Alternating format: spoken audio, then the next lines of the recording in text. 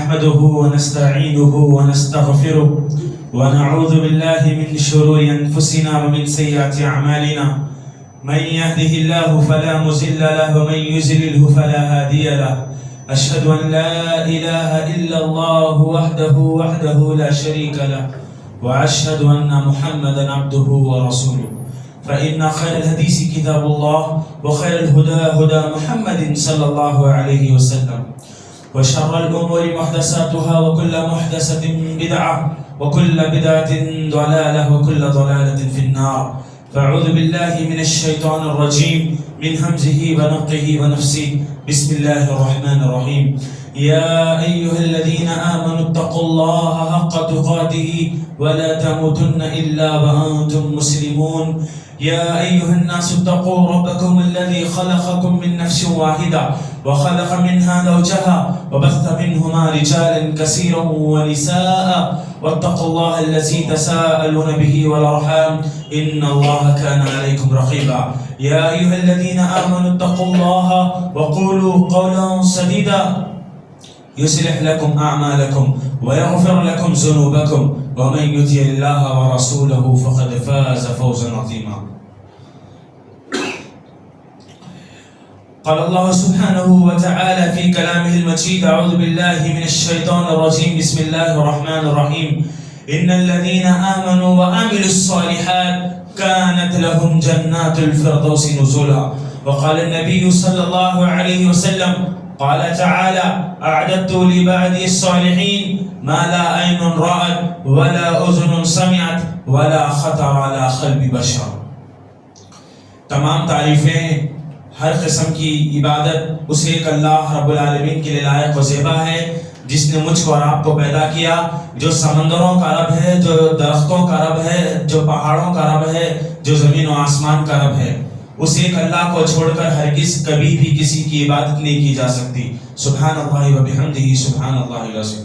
بے انتہا درود و سلام ہو اللہ کے بھیجے گئے تمام نبیوں پر، بالخصوص بے انتہا درود و سلام کی بار بار برسات ہوتی رہے میرے اور آپ کے آخری نبی، کائنات کے سردار، امام المرسلین محمد الرسول اللہ صلی اللہ علیہ وسلم پر. اللہم صلی وسلم وبارک علی نبینا و حبیبنا و سیدنا محمد وعلی آلہ وازواجہ وسلم تسلیما کثیرا.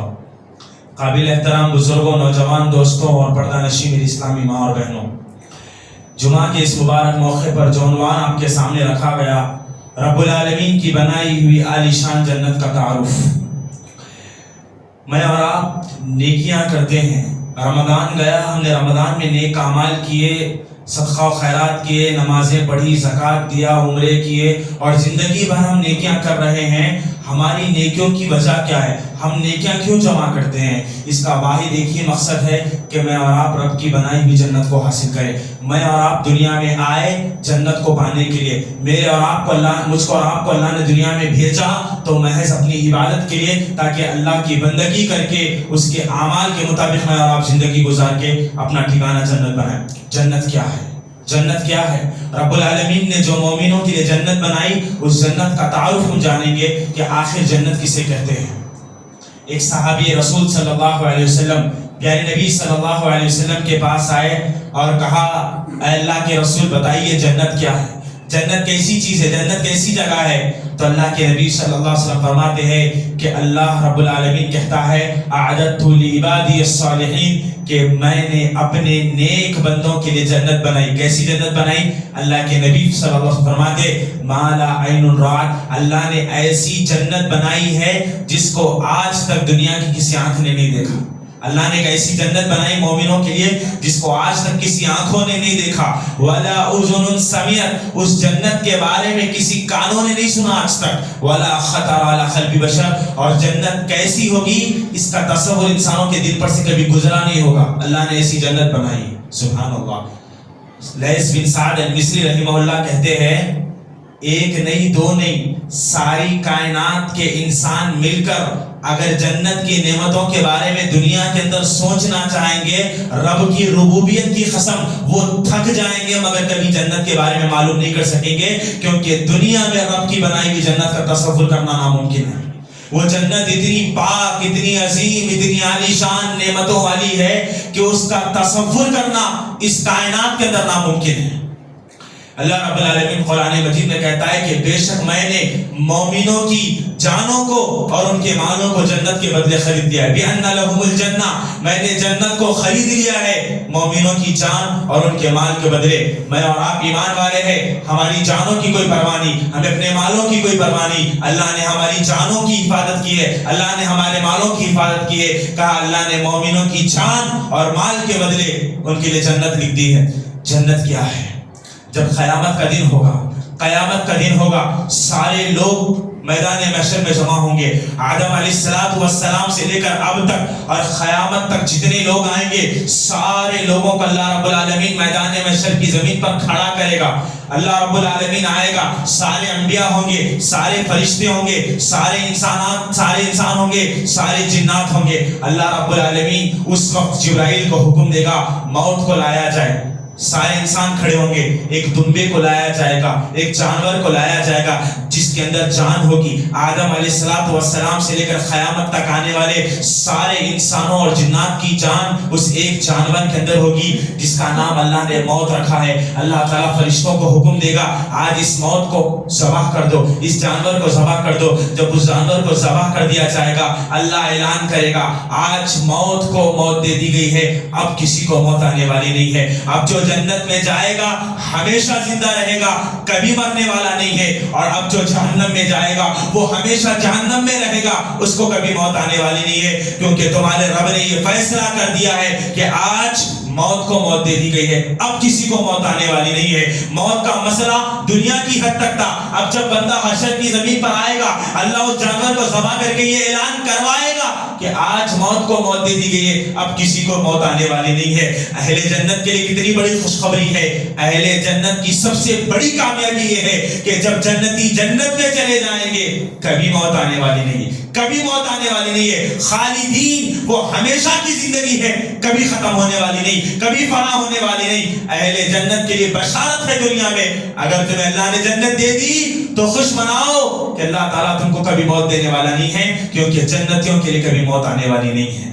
جب قیامت کے دن لوگ میدان محشر سے جنت کی طرف بلائے جائیں گے، جب فیصلہ کر دیا جائے گا، جنتی گروہ جنت کی طرف جانے لگے گا، اور جب جنتی جنت کے دروازوں کے قریب پہنچیں گے، جنت میں بھی داخل نہیں ہوا بندہ، کتنی بڑی نعمت دی جا رہی ہے، سبحان اللہ۔ ابھی جنت میں نعمتیں جنت کے اندر ہے، لیکن جنت سے باہر اللہ نے بہت بڑی نعمت جو ہے مومنوں کے حق میں لکھ دی۔ جب جنتی جنت کے دروازے پر پہنچیں گے، میرے اور آپ کے ہر دل عزیز، سارے مومنوں کے دل کی دھڑکن محمد رسول اللہ صلی اللہ علیہ وسلم حوض کوثر پر رہیں گے۔ حوض کوثر جنت کی نہروں میں سے ایک نہر کا نام ہے۔ یہ حوض جس کا نام کوثر رکھا گیا، یہ جنت کے باہر ایک حوض ہے جہاں اللہ کے نبی کھڑے ہوں گے، اپنے ہاتھ سے اس حوض کا پانی اپنے امتیوں کو پلائیں گے۔ اس کے بارے میں نبی صلی اللہ علیہ وسلم فرماتے ہیں حوض کوثر کا پانی دودھ سے زیادہ سفید اور شہد سے زیادہ میٹھا ہوگا۔ جب بندہ اس پانی کو ایک گلاس ایک مرتبہ پیے گا اس کو کبھی پیاس لگنے والی نہیں ہے۔ جب بندہ حوض کوثر کے قریب پہنچے گا، پیارے نبی صلی اللہ علیہ وسلم اپنے ہاتھوں سے حوض کوثر کا پانی اپنے امتیوں کو پلائیں گے۔ اللہ سے امید ہے انشاءاللہ اگر ہم جنتی بن گئے، اگر اللہ نے اپنی رحمتوں سے ہمیں جنت تک پہنچا دیا، پیارے نبی اپنے ہاتھوں سے ہمیں حوض کوثر کا پانی پلائیں گے۔ اللہ تعالیٰ اس بارگاہ سے دعا ہے ہم تمام کو پیارے نبی کے ہاتھ سے حوض کوثر پینا نصیب فرمائے۔ اللہ کے نبی اپنے ہاتھوں سے حوض کوثر پلائیں گے۔ وہ کیا منظر ہوگا جب کائنات کا امام محمد رسول اللہ اپنے ہاتھوں سے اپنے امتیوں کو حوض کوثر پلا رہا ہوگا۔ جب بندے کوثر کا پانی پئیں گے، اس کے بعد جنت کے دروازے کی طرف بڑھیں گے۔ ابھی جنت شروع نہیں ہوئی، نعمتوں کا سلسلہ شروع کر دیا گیا۔ جب بندے جنت کے دروازے کے قریب پہنچیں گے، سبحان اللہ و بحمدہ سبحان اللہ العظیم، کیسی نعمت ہے۔ اللہ کے نبی صلی اللہ علیہ وسلم فرماتے ہیں للجنت لہا ابواب ثمانیہ، اللہ کے نبی فرماتے اللہ تعالیٰ نے اپنے بندوں کے لیے جنت کے 8 دروازے بنائے اور ہر دروازے کا نام رکھ دیا. جنت کے ایک دروازے کا نام باب الصلاح ہوگا, یعنی دنیا میں جو نماز پڑھتے ہوں گے کل قیامت کے دن اس دروازے سے لوگوں کو فرشتے جنتیوں کو بلائیں گے, اے نماز پڑھنے والوں جنت کے اس دروازے سے داخل ہو جاؤ. اللہ کے نبی فرماتے جنت کے ایک دروازے کا نام باب الریان ہوگا. جو دنیا میں رمضان کے روزے رکھتے تھے فرشتے دروازے سے پکاریں گے اے دنیا میں روزہ رکھنے والوں جنت کے اس دروازے سے داخل ہو جاؤ. ایک دروازے کا نام باب الصدقہ ہوگا. دنیا میں صدقہ و خیرات کرنے والوں کو فرشتے پکاریں گے اے دنیا میں صدقہ و خیرات کرنے والوں جنت کے اس دروازے سے داخل ہو جاؤ. جنت کے ایک دروازے کا نام باب الجہاد ہوگا. دنیا میں اللہ کی خاطر جہاد کرنے والوں سے کہا جائے گا جنت کے اس دروازے سے داخل ہو جاؤ. اللہ کے نبی نے 8 دروازوں کے نام گنائے, 8 لوگوں کی صفت بیان فرمائی. کہا جنت کے 8 دروازوں سے لوگوں کو بلایا جائے گا. ابو بکر صدیق رضی اللہ تعالیٰ عنہ نے پوچھا اے اللہ کے رسول صلی اللہ علیہ وسلم کیا کل قیامت کے دن کوئی ایسا بھی خوش نصیب بندہ ہوگا جس کو جنت کے 8 دروازوں سے بلایا جائے گا؟ اللہ کے نبی نے مسکرا کر اپنے سسر کی طرف دیکھا, کہا اے ابو بکر مجھے اللہ سے امید ہے تو ہوگا جسے کل قیامت کے دن جنت کے 8 دروازوں سے بلایا جائے گا. اس روئے زمین کی وہ شخصیت ابو بکر صدیق رضی اللہ تعالیٰ عنہ جن کو نبی نے بشارت دی تھی مجھے اللہ سے امید ہے ابو بکر تو ہوگا وہ جس کو اللہ تعالیٰ کا قیامت کے دن جنت کے 8 دروازوں سے بلائے گا. جب جنتی جنت کے دروازے پر پہنچیں گے کیسے دروازے ہوں گے؟ پیور سونے کے دروازے ہوں گے. جنت کے اللہ نے 8 دروازے بنائے اور 8 کے 8 دروازے سونے سے لبریز ہوں گے, سونے کے دروازے ہوں گے. اور جب جنتی جنت کے دروازوں کے بالکل قریب پہنچیں گے جنت کے ایک دروازے کی کیفیت یہ ہے, 8 دروازے اللہ نے بنائے لیکن ایک دروازے کی کیفیت یہ ہے, پیارے نبی فرماتے جنت کے ایک دروازے میں ایک ساتھ نہ کوئی آگے نہ کوئی پیچھے, بالکل برابر ایک صف میں ایک ساتھ 70,000 لوگ ایک ساتھ دروازے سے داخل ہو سکتے ہیں. سبحان اللہ. جنت کے ایک دروازے کی کیفیت یہ ہے کہ ایک ساتھ ایک ہی وقت میں 70,000 لوگ داخل ہو سکتے ہیں. یہ جنت کا دروازہ ہے. جب جنتی جنت کے اندر قدم رکھ رہے ہوں گے, امام احمد ابن حنبل رحمہ اللہ کہتے ہیں کائنات میں مومنوں کے لیے جنت کی خوشخبری بہت بڑی نعمت ہے. دنیا میں جو لوگ جنت کی خوشخبری پا گئے وہ کامیاب ہو گئے. صحابہ اکرام رضی اللہ عنہم اجمعین. کہا جب جنتی جنت کے اندر قدم رکھ رہے ہوں گے, جنت کا دروازہ جب کھولے گا, جب جنتی جنت کے دروازے میں قدم رکھ رہے ہوں گے, یہ وہ لوگ ہوں گے جو دنیا میں غریب کی زندگی گزار کر آئے ہوں گے, اللہ سے ڈرتے ہوں گے, نمازیں پڑھتے ہوں گے, صدقہ و خیرات کرتے ہوں گے, برائیوں سے اپنے دامن کو بچاتے ہوں گے, گناہوں سے اپنے دامن کو بچاتے ہوں گے, مار کھاتے ہوئے, ظلم کھاتے ہوئے, تکلیفوں میں انہوں نے زندگی گزار دی. اب جب وہ جنت کے دروازے میں قدم رکھ رہے ہیں, اللہ کے نبی صلی اللہ علیہ وسلم فرماتے ہیں جبرائیل علیہ السلام فرشتوں کے سردار ہے. اللہ کے نبی فرماتے ہیں اللہ تعالیٰ نے فرشتوں کو پر دیے ہیں, فرشتے پروں والی مخلوق ہے اور جبرائیل فرشتوں کے سردار ہے. اللہ تعالیٰ نے جبرائیل کے 600 پر بنائے ہیں. اگر جبرائیل 600 پروں میں سے اپنا ایک پر بھی کھول دے تو سارا آسمان ٹھپ جائے گا. وہ سونے اور موتیوں سے چھڑا ہوا جبرائیل کا پر, جبرائیل علیہ السلام اپنا پر جنت میں بچھا دیں گے اور اہل جنتی جب جنت میں قدم رکھیں گے جبرائیل کے پروں پر چلتے ہوئے جنت کے اندر داخل ہوں گے. سبحان اللہ. جبرائیل آنے والے جنتیوں کا ویلکم کریں گے, ان کے استقبال کے لیے جبرائیل اپنے پروں کو بچھا دیں گے, اہل جنت ان کے پروں پر چلتے ہوئے جنت کے اندر داخل ہوں گے. یہ جنت ہے, یہ جنت کا تعارف ہے جو اللہ نے اپنی کتاب میں, جو نبی صلی اللہ علیہ وسلم نے اپنی حدیثوں میں بیان فرمایا. جب جنتی جنت کے اندر پہنچیں گے, نعمتوں سے بھری ہوئی جنت, نعمتوں سے بھری ہوئی جنت. میں اور آپ دنیا میں سنتے تھے نا آدم علیہ السلام ایک نبی ہے جو ساری انسانیت کے باپ ہے. ہم سنتے تھے کہ نوح علیہ السلام ایک نبی ہے, ہم سنتے تھے کہ موسیٰ علیہ السلام ایک نبی ہے. سارے انبیاء کے لیے ہمارے دلوں میں محبت ہے نا. کل قیامت کے دن جب بندے جنت میں داخل کر دیے جائیں گے, رب کی ربوبیت کی قسم سارے انبیاء سے ملاقات کریں گے. ہماری ملاقات آدم علیہ السلام اپنے باپ ابو البشر سے ہوگی. ہماری ملاقات سابقہ انبیاء عیسیٰ علیہ السلام, موسیٰ علیہ السلام, شعیب علیہ السلام, الیاس علیہ السلام, ذوالکفل علیہ السلام, یسوع علیہ السلام, سارے انبیاء سے مومنوں کی ملاقات ہوگی. جنتیوں کے لیے ایک بہت بڑی نعمت یہ ہے کہ جب اہل جنت جنت میں داخل کر دیے جائیں گے ان کی ملاقات انبیاء سے کروا دی جائے گی. انبیاء سے ہماری ملاقات ہوئی. ہم سنتے تھے نا صحابہ کرام کے بارے میں، ابو بکر صدیق کے ایمان کے بارے میں، عمر بن خطاب کے بارے میں رضی اللہ عنہ. صحابہ کو ہم سنتے تھے حضرت علی کے بارے میں، حضرت معاویہ کے بارے میں. ان حسین و جمیل صحابہ کرام سے ہماری ملاقات ہوگی.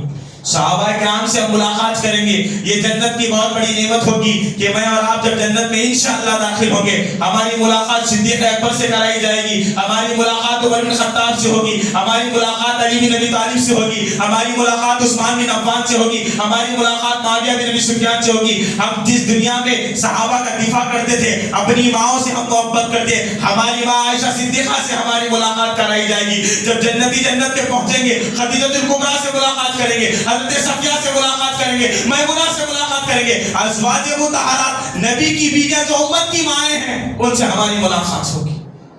انبیاء سے ملاقات، صحابہ سے ملاقات، صالحین سے ملاقات، شہداء سے ملاقات. ارے یہ جنت کے لوگ بڑے خوش نصیب ہیں جب جنت میں داخل ہو جائیں گے. ان کی صحبتیں انبیاء کے ساتھ ہوگی، یہ انبیاء کے ساتھ اٹھیں گے، یہ صحابہ کے ساتھ کھائیں گے. سبحان اللہ و بحمدہ سبحان اللہ العظیم. اللہ تعالیٰ نے جنت کو نعمتوں سے بھر دیا ہے. جنت میں کوئی تکلیف نہیں ہونے والی ہے، یاد رکھیے گا. جنت میں کوئی تکلیف نہیں ہے. دنیا میں کتنی تکلیفیں ہیں، بیماری ہے، شوگر ہے، بی پی ہے، وہ ہے، فلاں ہے، فلاں ہے. جنت تکلیفوں سے پاک کر دی گئی ہے، اور جو جنت میں داخل ہوگا وہ بھی تکلیفوں سے پاک کر دیا جائے گا. راوی حدیث ابو ہریرہ رضی اللہ تعالیٰ عنہ ہے، پیارے نبی صلی اللہ علیہ وسلم حدیث کے راوی ہے. فرماتے ہیں اللہ تعالیٰ جب لوگوں کو جنت میں داخل کرے گا، ہر تکلیف سے، ہر عیب سے پاک کر دے گا. نہ جنتی جنت میں کبھی بیمار ہوگا، نہ بوڑھا ہوگا، نہ پریشان ہوگا، نہ اس کو کوئی تکلیف ہوگی. حتیٰ یہ دنیا میں ہم نمازیں پڑھتے، روزے رکھتے، تکلیفیں اٹھاتے، جنت میں نہ نماز ہوگی، نہ روزہ ہوگا، نہ زکوٰۃ ہوگا، نہ حج ہوگا، بلکہ عائش و عشرت کے ساتھ زندگی گزارنا ہے. عبادت نام کی کوئی چیز جنت میں نہیں ہوگی. بندے جنت میں عبادت کرنے کے لیے نہیں آئے ہیں، عبادت دنیا میں کرنا ہے. جنت میں تو کھانا پینا اور عائش و عشرت مستی ہے، خوشی کی جگہ ہے. وہاں کوئی تکلیف ہونے والی نہیں ہے، نہ کوئی بیماری ہوگی، نہ کوئی پریشانی ہوگی، نہ کوئی سر کا درد ہوگا. بلکہ اللہ کے نبی فرماتے جنتی جب جنت میں جائیں گے، نہ ان کو تھوک آئے گا، نہ ان کو نیٹ آئے گا، نہ ان کے کانوں سے میل نکلے گا، بلکہ ہر گندگی سے، ہر تکلیف سے، ہر برائی سے جنتی پاک کر دیے جائیں گے. حتیٰ کہ جب جنت کے لوگ کھانا کھائیں گے، ان کو خدائے حاجت کی ضرورت نہیں پڑے گی، ان کو واش روم باتھ روم کی ضرورت نہیں پڑے گی. صحابہ کرام نے پوچھا اے اللہ کے رسول جب جنتی جنت میں جائیں گے، کھانا کھائیں گے، پانی پئیں گے، عیش کریں گے، کیا ان کو خدائے حاجت کی ضرورت نہیں ہوگی؟ تو اللہ کے نبی نے فرمایا یہ تو گندگی ہے، اور جنت گندگیوں سے پاک کر دی گئی ہے. اللہ تعالیٰ جب وہ کھانا کھائے گا، ان کو ایک ڈکار آئے گی اللہ کی طرف سے، اور اس ڈکار کے ذریعے اللہ تعالیٰ ان کے پورے کھانے کو ہضم کر دے گا.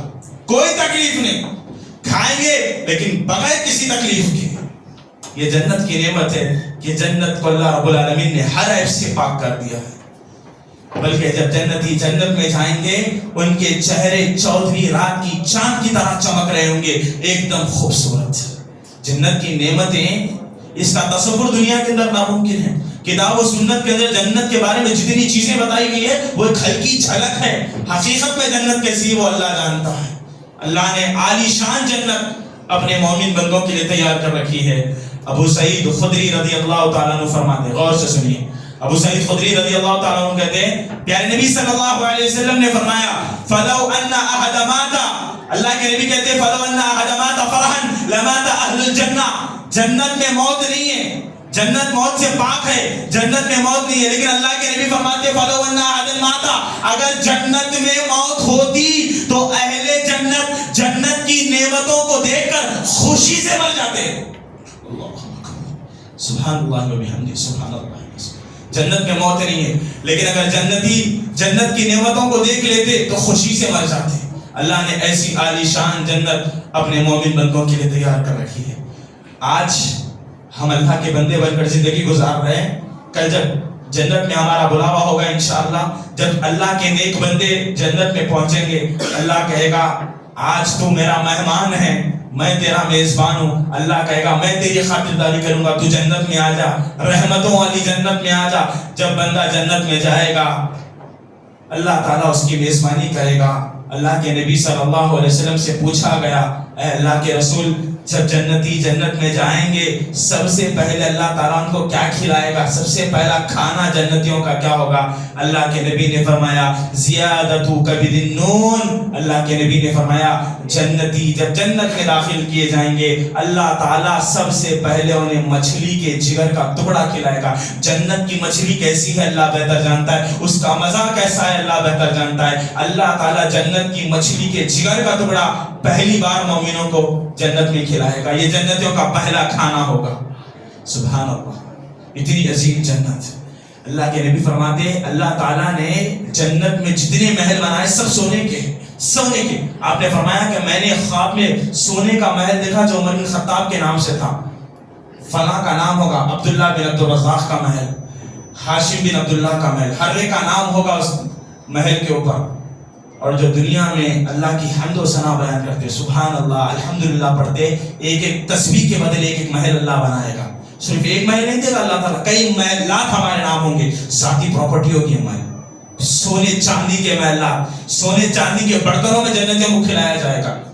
آج کیسے کیسے برتنوں میں ہم کھا لیتے ہیں، اللہ تعالیٰ جنتیوں کے لیے سونے کی پلیٹ رکھے گا، سونے کی پلیٹ میں بندے کھائیں گے، چاندی کے برتنوں سے پئیں گے، سونا چاندی ان کے لیے حلال کر دیا جائے گا۔ آج دنیا میں مردوں پر سونا حرام ہے، کل حلال کر دیا جائے گا۔ ریشم کا لباس دنیا میں مردوں پر حرام ہے، اچھے اچھے لباس ان کو پہنائے جائیں گے، اور ایسی خوشبو کا استعمال کریں گے رب کی ربوبیت کی قسم ساری دنیا کے ماہرین مل کر عطر بنائے، اس عطر کی کوئی حیثیت نہیں جو اللہ نے جنت میں مومنوں کے لیے بنائی ہے۔ خوشبودار عطر، ریشمی لباس، سونے چاندی کے محلات، ہیرے موتیوں سے جڑے ہوئے درخت، عالی شان جنت مومنوں کے لیے تیار کی گئی ہے۔ اللہ کے نبی صلی اللہ علیہ وسلم جنت کی شان بیان کرتے ہوئے فرماتے جنت میں کئی درخت ہوں گے، ایک درخت کے سائے کے بارے میں آپ فرماتے، ایک درخت ہوگا، درخت کا سایہ زمین پر گرے گا۔ اللہ کے نبی فرماتے ایک درخت کا سایہ اتنا بڑا ہوگا کہ اگر ایک انسان اپنے گھوڑے کو لے کر سواری پر نکلے 100 سال تک سوار کرتا رہے اس سائے کو ختم نہیں کر پائے گا۔ اتنا بڑا سایہ جنت کے ایک درخت کا ہوگا۔ اور اللہ کے نبی فرماتے کہ اللہ تعالیٰ نے جنت کے اندر 4 نہریں بنائیں، 4 نہریں، جنات تجری من تحتها الانہار۔ اللہ تعالیٰ نے ایسی جنتوں کا وعدہ کیا ہے جس کے نیچے نہریں بہ رہی ہوگی۔ اللہ کے نبی فرماتے 4 نہریں اللہ تعالیٰ نے بنائی، دودھ کی نہر، شہد کی نہر، شراب کی نہر اور پانی کی نہر۔ کیسی نہریں؟ ایک دم میٹھی، صاف، شیرین، جب بہے گی محلوں کے نیچے سے بندہ لے گا اور پیے گا اور عیش و عشرت کے ساتھ ایسی نعمتوں میں گھومتا چھومتا پھرے گا۔ اللہ تعالیٰ مومنوں کو ایسی جنت کی طرف بلا رہا ہے، لیکن اللہ کے بندے ہیں کہ اللہ کی جنتوں سے غافل ہوتے جا رہے ہیں۔ آپ کو معلوم ہے جنت، جب جنتی جنت میں داخل ہوں گے، جنت میں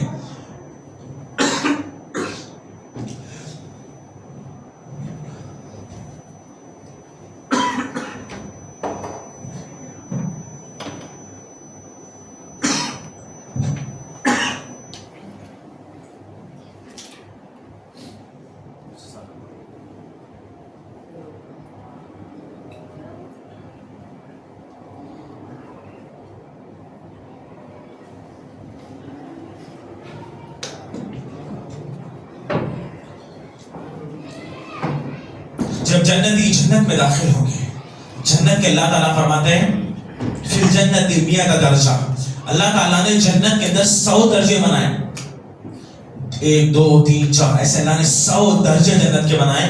اور اللہ کے نبی فرماتے اعلیٰ الفردوس، سب سے بلند درجہ جنت الفردوس ہے۔ اور جب بھی اللہ سے مانگنا جنت الفردوس سے مانگنا، کیونکہ جنت الفردوس وہ جگہ ہے جہاں محمد رسول اللہ رہیں گے، اور اللہ کے نبی چاہتے ہیں کہ ان کا ہر امتی ان کے ساتھ جنت الفردوس میں رہے۔ اور امت محمدیہ کے لیے خوشخبری ہے کہ اللہ کے نبی فرماتے اللہ تعالیٰ نے آدھی جنت کو امت محمدیہ سے بھر دیا۔ سبحان اللہ، آدھی جنت امت محمدیہ سے بھر دی جائے گی۔ اللہ تعالیٰ سے جب بھی مانگنا جنت الفردوس مانگنا، کیونکہ جنت الفردوس مومنوں کا سب سے بہترین ٹھکانہ ہے اور سب سے اسپیشل جنت ہے جو اللہ نے مومنوں کے لیے بنائی۔ باتیں بہت ہیں، ایک آخری بات کہہ کر میں اپنی بات کو ختم کروں گا۔ جنت میں جہاں نعمتیں ہی نعمتیں ہوں گی، سکون ہوگا، عائش ہوگا، مستیاں ہوں گی، جنت کی سب سے بڑی نعمت اب کیا ہے دیکھیے، جب جنتی جنت میں ہوں گے اللہ تعالیٰ جنتیوں کو آواز لگائے گا، اے میرے بندوں، اے میرے چہیتوں، کیا تم کو میں جنت کی بڑی نعمت نہ دکھا دوں؟ جنتی کہیں گے اے اللہ، تو نے ہمارے گناہوں کو معاف کر دیا، ہمیں جنت میں داخل کر دیا، اب اس سے بڑی نعمت کیا ہو سکتی ہے؟ اللہ تعالیٰ کہے گا کیا میں تم کو اپنی رضا نہ دے دوں؟ کیا میں تم کو اپنی محبت کا پروانہ نہ دے دوں؟ جاؤ جنتیوں، آج اللہ تمہیں ایک نعمت دے رہا ہے، اللہ تعالیٰ تم سے راضی ہو چکا ہے، اب اللہ تم سے کبھی ناراض ہونے والا نہیں۔ سبحان اللہ۔ اللہ تعالیٰ جنتیوں سے وعدہ کر رہا ہے کہ جنت کے لوگوں جو چاہے کرو، تمہارا رب تم سے راضی ہو چکا ہے، اب تمہارا رب تم سے کبھی ناراض ہونے والا نہیں ہے۔ اللہ نے رضامندی کا سرٹیفکیٹ اہل جنت کو دے دیا۔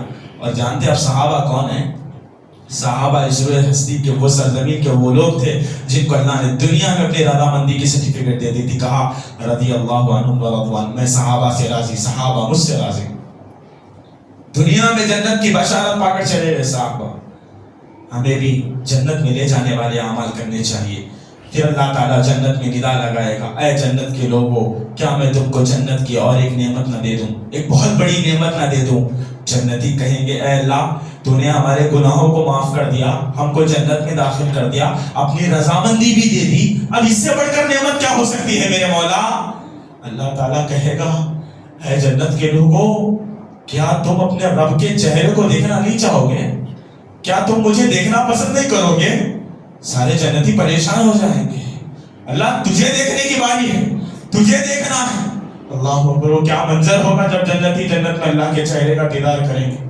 دنیا میں ایک لڑکی کی خوبصورتی کو دیکھ کر مرنے والی قوم اس رب کو دیکھے گی تو کیا کہے گی؟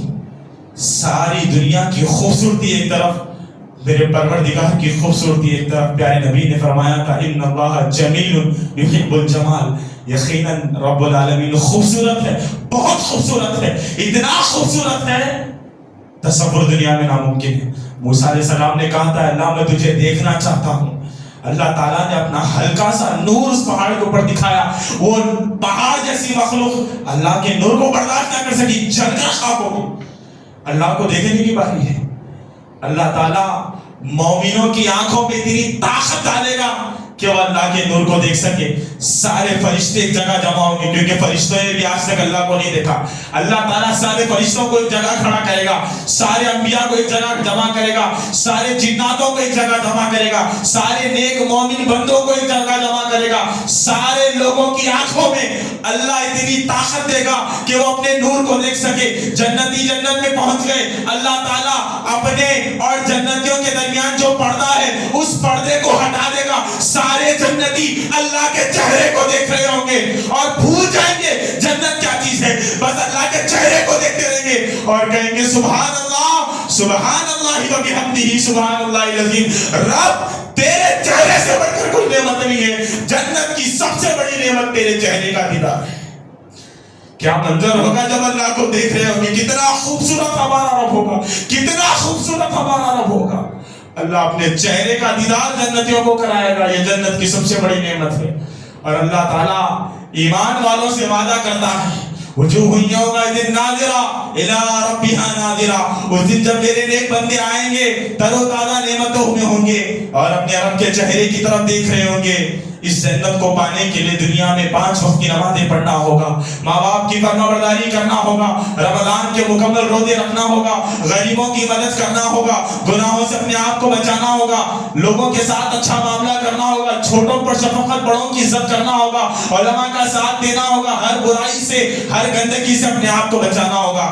اطیعوا اللہ و اطیعوا الرسول کے دامن کو لبریز کر کے اللہ اور اس کے رسول کی اطاعت کرنا ہوگا، تبھی جا کر یہ جنت ملنے والی ہے۔ ورنہ اللہ نے جتنی اچھی جنت بنائی ہے اس سے دردناک جہنم بھی بنائی ہے، وہاں جو لوگ جائیں گے ان کا ایک الگ ہی معاملہ ہوگا۔ اللہ جہنم سے ہماری حفاظت فرمائے۔ جنت جس کی خواہش دلوں میں رکھ کر صحابہ اس دنیا سے چلے گئے، جنت ان کی زندگی کا ایک ٹارگٹ تھا صحابہ کی، انہوں نے دل میں جنت کی خواہش کی اور دنیا کی ہر خواہش کو چھوڑ دیا اور جنت کی خواہش سینوں میں لے کر اس دنیا سے چلے گئے۔ سعد ابن ربیع رضی اللہ تعالیٰ عنہ، جنگ احد، اسلام کی خاطر جنگ لڑی جا رہی ہے، جنگ احد کا موقع تھا۔ اللہ کے نبی صلی اللہ علیہ وسلم جنگ کے ابتدا میں صحابہ کی صفیں درست کر رہے، جنگ کے لیے صفیں بنائی جاتی تھی، جس طرح نماز کے لیے صفیں ہوتی ہے، جنگ کرنے کے لیے صفیں بنائی جاتی ہے۔ اللہ کے نبی صلی اللہ علیہ وسلم صفیں بنا رہے، صحیح بخاری کی روایت ہے، جب اللہ کے نبی صفیں بنا رہے ہیں، اپنے اللہ کے نبی نے اپنی تلوار کو صحابہ کے پیٹوں کو چھوتے ہوئے صفوں کو درست کیا۔ سب سے تھوڑا آگے سعد بن ربیع رضی اللہ تعالیٰ عنہ تھے۔ اللہ کے نبی نے اپنی تلوار سے ہلکا سا سعد بن ربیع کے پیٹ پر چبایا اور کہا سعد تھوڑا پیچھے ہو اور صف میں برابر ہو جا۔ سعد بن ربیع نے کہا اے اللہ کے رسول، آپ نے مجھے تلوار چھپا کر تکلیف پہنچائی ہے، اب سعد بن ربیع آپ سے بدلہ چاہتا ہے۔ اللہ اکبر، ایک صحابی کہہ رہا ہے اللہ کے نبی میں بدلہ چاہتا ہوں۔ اللہ کے نبی نے جیسے ہی سعد سے سنا کہ سعد بدلہ لینا چاہتا ہے، اللہ کے نبی نے اپنا گریبان کھول دیا، کہا سعد جتنی تکلیف میں نے تجھ کو دی ہے اتنی تکلیف تو بھی مجھے دے دینا۔ کیا کرتے سعد بن ربیع؟ اللہ کے نبی کو جسم کو چمٹنے لگتے، اللہ کے جسم سے چمٹنے لگتے اور اللہ کے نبی صلی اللہ علیہ وسلم کے سینے کو بوسہ دینے لگتے۔ اللہ کے رسول نے کہا سعد میں نے تو بدلہ لینے کے لیے کہا تھا، یہ کیا کر رہا ہے؟ سامنے دشمن کھڑا ہے، جنگ ہونے والی ہے، یہ کیسا معاملہ ہے؟ کہا اللہ کے نبی صلی اللہ علیہ وسلم سے اے اللہ کے رسول، سعد بن ربیع نہیں جانتا جنگ احد کے بعد میں زندہ رہوں گا یا مر جاؤں گا، میں چاہتا ہوں کہ اگر میں مر جاؤں تو میری آخری ملاقات آپ سے ہو جائے، میرا سینہ آپ کے سینے سے مل جائے۔ اس کے بعد جنگ کا آغاز ہوا، 70 سے زیادہ صحابہ شہید ہو گئے۔ جب جنگ کا اختتام ہوا، اللہ کے رسول صلی اللہ علیہ وسلم کو سعد بن ربیع کی یاد آئی، کہا زید بن حارثہ کو بلا کر کہا زید جاؤ ذرا دیکھو میدان میں کہاں ہے سعد بن ربیع جو جنگ سے پہلے مجھ سے محبت کر رہا تھا اور اپنی موت کی فکر کر رہا تھا۔ زید جاؤ ذرا دیکھو سعد بن ربیع کے ساتھ کیا معاملہ ہوا ہے۔ زید رضی اللہ تعالیٰ عنہ سے کہا اے زید، جب تم کو سعد بن ربیع ملے تو کہنا کہ محمد رسول اللہ نے سعد بن ربیع کو سلام بھیجا ہے۔ زید بن حارثہ ان لاشوں میں سعد بن ربیع کو دیکھ رہے ہیں۔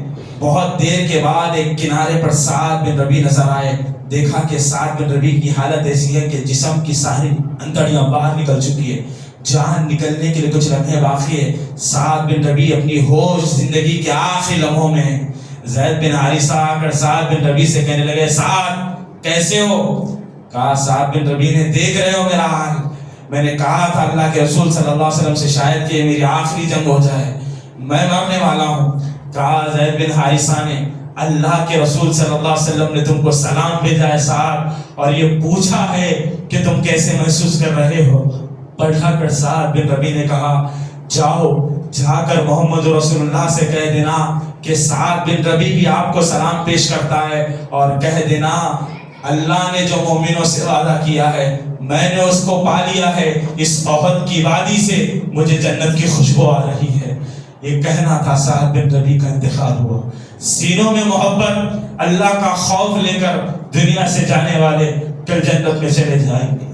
ضرورت اس بات کی ہے کہ میں اور آپ اللہ سے ڈرتے ہوئے زندگی گزارے۔ یقیناً جنت میں کوئی چیز نہیں لے جا سکتی سوائے اللہ کے رحمت کے۔ اگر اللہ کی رحمت چاہتے ہو دنیا میں بھی اور آخرت میں بھی تو اللہ کی اطاعت کرنا ہوگا، ہر حال میں کرنا ہوگا، ہر برائی سے بچنا ہوگا، ہر گندگی سے بچنا ہوگا۔ اللہ کی اطاعت، اس کے رسول کی اطاعت، اس کے صحابہ کی اطاعت کرتے ہوئے اپنے دامن کو گناہوں سے بچانا ہے، یہی جنت میں جانے کا راستہ ہے۔ اللہ رب العالمین سے دعا ہے کہ باری تعالیٰ ہم تمام کو جنت الفردوس میں اعلیٰ مقام نصیب فرما۔ اے اللہ دن کے اجالے رات کے اندھیرے میں جو بھی ہم نے گناہ کیے ہیں، تیری رحمت بڑی ہے میرے مولا، تو ہمارے گناہوں کو معاف فرما۔ اے اللہ ہماری خطاؤں کو معاف فرما۔ اے اللہ ہماری لغزشوں کو معاف فرما۔ اے اللہ جب تک زندہ رہے کلمہ توحید پر زندہ رکھنا، جب ہمارا خاتمہ ہو تو خاتمہ بالخیر عطا فرما۔ آمین وآخر دعوانا الحمدللہ رب العالمین۔